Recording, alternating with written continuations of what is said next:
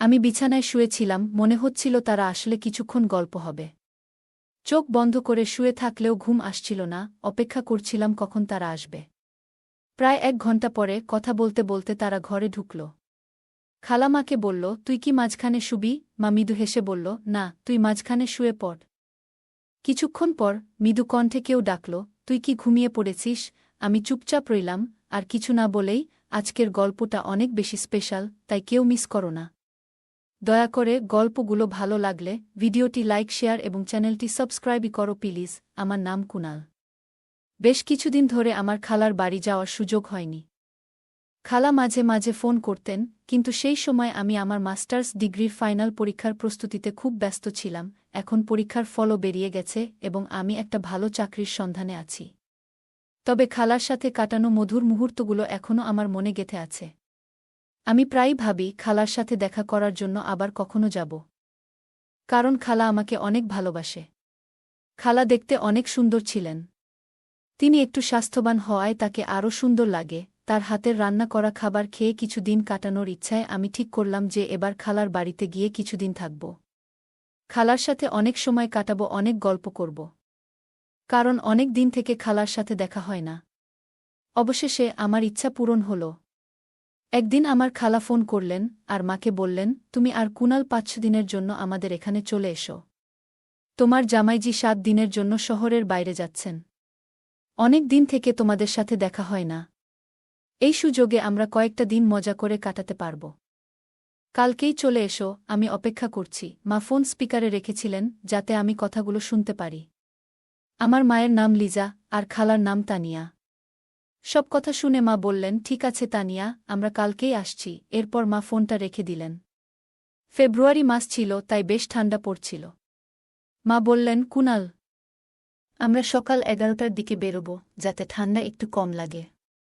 তবে আমরা বাইকেই যাব। আমি মাকে হ্যাঁ বলে দিলাম। এরপর মা বললেন, আমি আমাদের দুজনের কাপড়গুলো গুছিয়ে নিচ্ছি। তারপর মা তার ঘরে চলে গেলেন।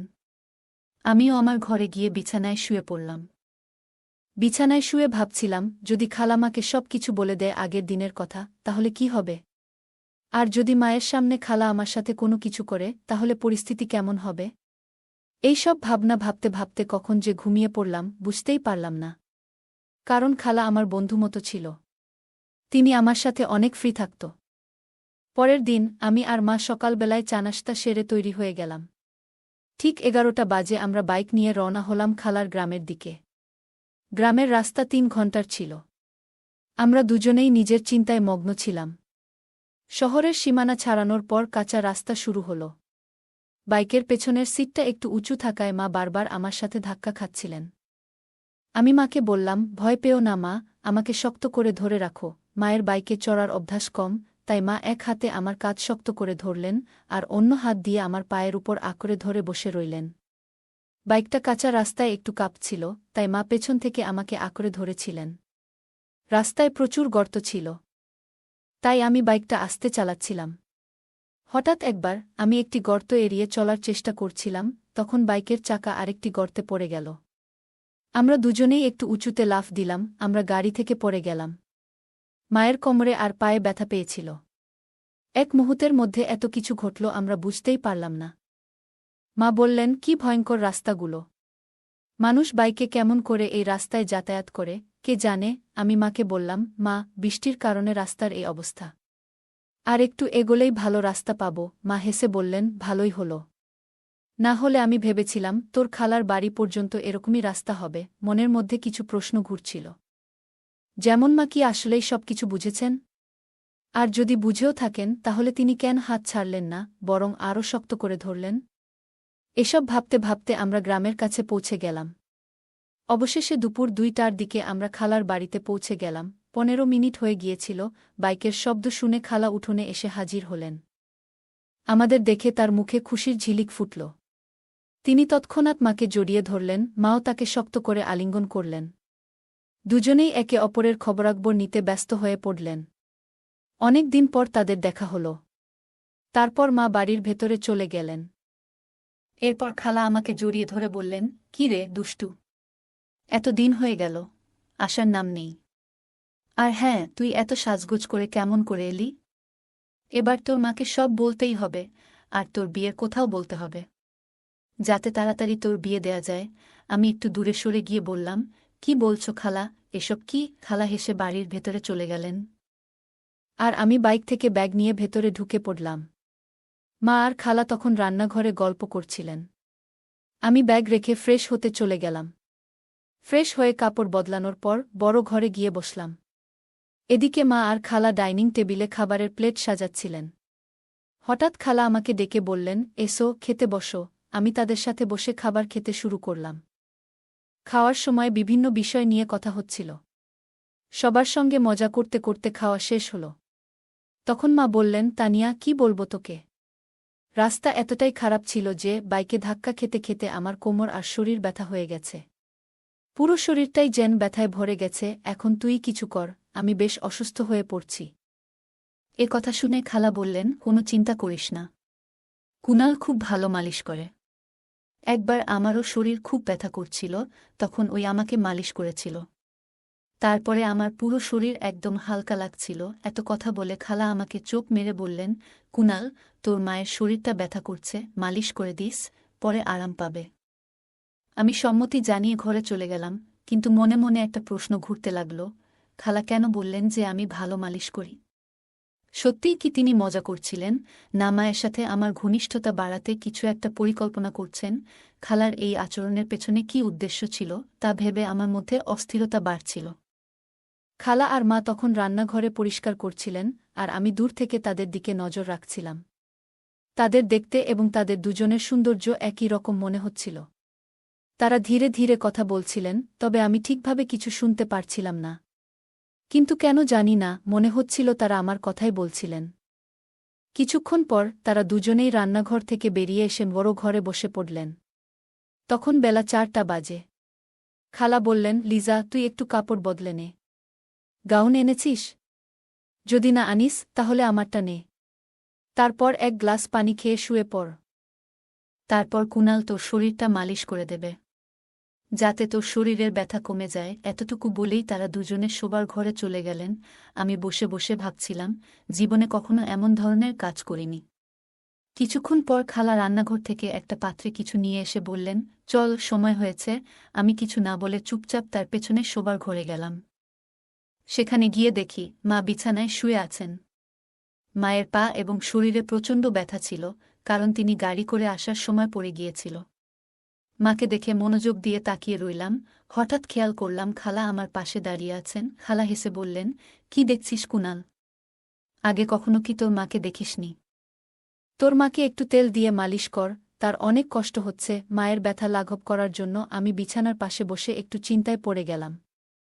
তখন খালা ছোট্ট একটা পাত্রে তেল এনে আমার হাতে দিলেন এবং বললেন, শুরু কর, পা থেকে শুরু কর। আমি আস্তে আস্তে মায়ের পায়ে তেল লাগাতে শুরু করলাম। খালা পাশে বসে মনোযোগ দিয়ে আমার কাজ দেখছিলেন। যদিও আমি প্রথমে একটু সংকোচ বোধ করছিলাম, তবুও ধীরে ধীরে কাজটা চালিয়ে গেলাম, কারণ মাকে সুস্থ করতে হবে।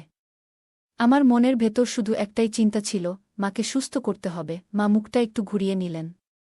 এরপর খালা একটু দূরে শুয়ে মাকে জিজ্ঞেস করলেন, কেমন লাগছে লিজা? মা বললেন, এখন কিছুটা ভালো লাগছে তানিয়া। তুই থাকায় আজ একটু ভিন্ন কিছু করলাম। তুই অনেক কিছু জানিস। খালা তখন মায়ের মাথায় হালকা চাপ দিয়ে বললেন, এত বাচ্চাসুলভ কথা বলছিস কেন? কুনাল তো পাশে রয়েছে, সে কি ভাববে? মা একটু লজ্জা পেয়ে হাসলেন এবং বললেন, আরে তানিয়া, আর কথা বাড়াস না, না হলে পুরো ব্যাপারটা নাটকের মতো হয়ে যাবে। এরপর মা আমাকে বললেন, কুনাল, বেশ আরাম হচ্ছে, তাই আর বেশি মালিশ করা লাগবে না।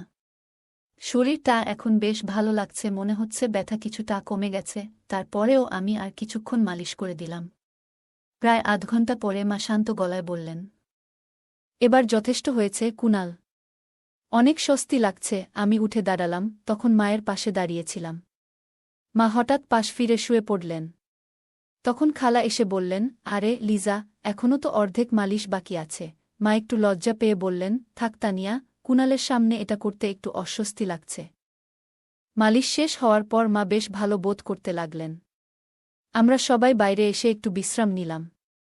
এরপর খালা আমাকে ডেকে বললেন, কুনাল, অনেক দিন হয়ে গেল, চল ভেতরে যাই, আমি রাজি হয়ে ভেতরে গেলাম, যেখানে আমরা সবাই মিলে খেতে বসলাম। খাওয়ার সময় খালা আমাকে জিজ্ঞেস করলেন, তাহলে কুনাল মায়ের মালিশ করে কেমন লাগলো? আমি হেসে বললাম, প্রথমে একটু অস্বস্তি হচ্ছিল, কিন্তু তোমার কথায় সাহস করে করলাম। খালা হেসে বললেন, দেখেছ, মা এখন অনেকটা ভালো আছে। আমি বললাম, হ্যাঁ, এটা তোমার কারণেই সম্ভব হয়েছে। খালা হেসে বললেন, তাহলে পরের বার আরও ভালোভাবে একটু মালিশ করে দিস, যাতে তার ব্যথা দ্রুত সেরে যায়, পারবি তো? আমি মৃদু হেসে বললাম, ঠিক আছে। আমিও চাই যে মা দ্রুত সুস্থ হয়ে উঠুক। খালা তখন শান্ত স্বরে বললেন, চিন্তা করিস না। আমার চোখ হঠাৎ আলমারির আয়নার দিকে চলে গেল। দেখি দরজার কাছে মা দাঁড়িয়ে আছেন, তবে খালা সেটা খেয়াল করেননি। আমি ভান করলাম যেন কিছুই দেখিনি। আবার আয়নার দিকে তাকাতেই দেখি মা আমাদের দিকে তাকিয়ে আছেন। কিছুক্ষণ পর আবার তাকালাম, মা তখন আর সেখানে নেই। খালা আমাকে জিজ্ঞেস করলেন, কি হলো কুনাল? আমি বললাম, মা কিছুক্ষণ আগে এখানে এসে দাঁড়িয়েছিলেন। এটা শুনে খালা হেসে বললেন, দারুণ, তাহলে সব ঠিকঠাক চলছে। এখন লিজা নিজেই আসবে। এরপর আমরা দুজনেই উঠে নিজেকে ফ্রেশ করে নিলাম। তখন বিকেল 4টা। আমি আর খালা দুজনেই প্রস্তুত হচ্ছি। আমি বললাম, খালা, আমি একটু বাইরে ঘুরে আসি। খালা বললেন, ঠিক আছে, কিন্তু তার আগে চা বানিয়ে দিই, তারপর যাস। আমরা ঘরে ফিরলাম, তখন দেখি মাও ফ্রেশ হয়ে বসে আছেন। খালা মাকে বললেন, লিজা, বসো, আমি চা বানিয়ে আনি, তোমার ভালো লাগবে।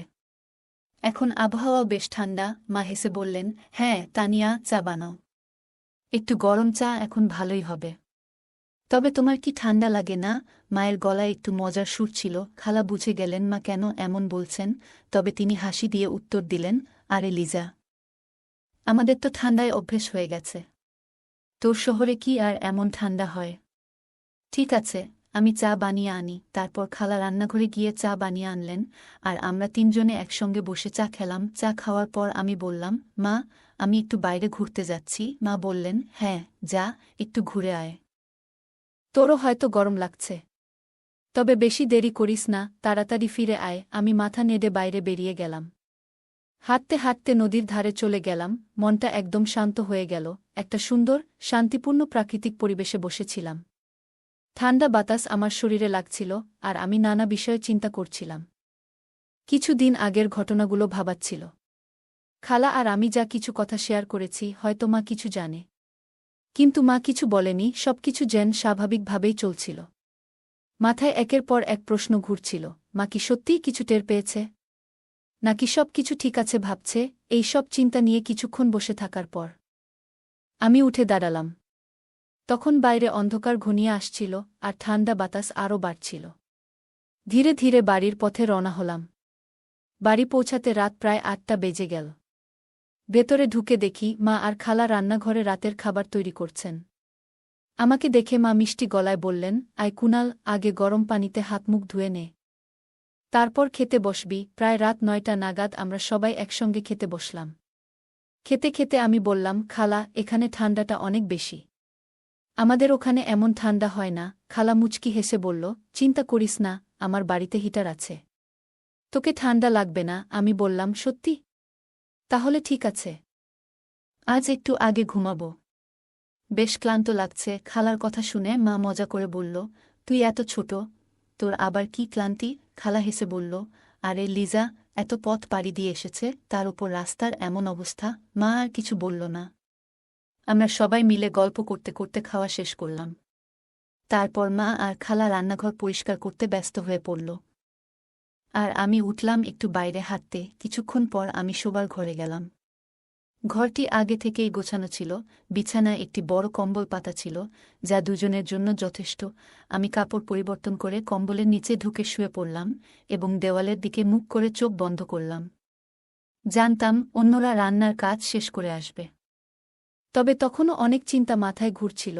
আমি বিছানায় শুয়েছিলাম, মনে হচ্ছিল যে তারা এলে গল্প হবে। যদিও চোখ বন্ধ করে শুয়েছিলাম, ঘুম আসছিল না। তাদের আসার জন্য অপেক্ষা করতে লাগলাম। প্রায় 1 ঘণ্টা পরে কথা বলতে বলতে তারা ঘরে ঢুকল। খালা মাকে বলল, তুই কি মাঝখানে শুবি? মা হেসে উত্তর দিল, না, তুই শুইস না মাঝখানে। এই কথোপকথন চলতে থাকল, আর আমি চুপচাপ শুয়ে রইলাম। আমি শুয়ে থাকার ভান করছিলাম, ওদের কথোপকথন শুনতে শুনতে। কিছুক্ষণ পর ঘরটা একদম শান্ত হয়ে গেল। আমি আস্তে করে কম্বল সরিয়ে দেখলাম ঘরের আলো নিভিয়ে দেওয়া হয়েছে। মনে একটু স্বস্তি পেলাম, কারণ সবাই ঘুমিয়ে পড়েছে মনে হল। প্রায় 2-0 মিনিট এভাবে কেটে গেল, কিন্তু কোনো আওয়াজ শুনতে পাচ্ছিলাম না। আমি একটু সরে গিয়ে অন্যদিকে মুখ করে শুয়ে পড়লাম, কারণ নানা চিন্তা মাথায় ঘুরছিল। ভাবছিলাম, আমার নড়াচড়া কেউ লক্ষ্য করল কি? মা কি কিছু বুঝতে পারছেন? সব কি ঠিক আছে? ঠিক তখনই একজন মৃদু কণ্ঠে ডাকল, তুই ঘুমিয়ে পড়েছিস? তার স্বরে স্নেহের পরশ ছিল। আমি চুপচাপ রইলাম, যেন ঘুমিয়ে আছি। কিন্তু ভেতরে ভেতরে অস্থিরতা বাড়ছিল। তারপর বলল, ভালো করে ঘুমিয়ে পড়, সকালে সব কথা হবে। তার কথায় মনে অনেকটা শান্তি এলো, এবং ধীরে ধীরে আমি ঘুমিয়ে পড়লাম। ঠিক তখন মা বললেন, এখন ঘুমিয়ে পড়ো, রাত অনেক হয়েছে। তার গলায় ক্লান্তির সুর ছিল। সবাই নিজের জায়গায় ফিরে গিয়ে শুয়ে পড়ল। মায়ের কণ্ঠে এমন কিছু ছিল যা আমাকে মানসিকভাবে শান্ত করেছিল। কিছুক্ষণ শুয়ে থেকে অবশেষে ঘুমিয়ে পড়লাম। সকালে ঘুম ভেঙে দেখি মা আগেই উঠেছেন। তিনি রান্নাঘরে চা তৈরি করছিলেন, আর পাশে অন্যজন বসেছিলেন।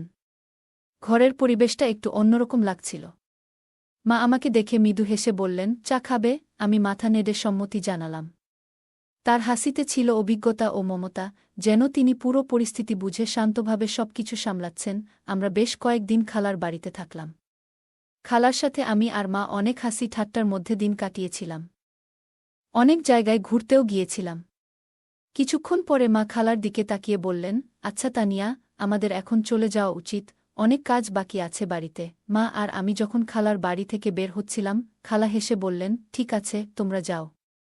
আমার স্বামীরও আসার সময় হয়েছে। বিদায়ের মুহূর্তে পুরো পরিবেশটা হালকা হয়ে গেল। আমি অনুভব করলাম মা কিছু না বলেও সবকিছু সুন্দরভাবে সামলে নিয়েছেন।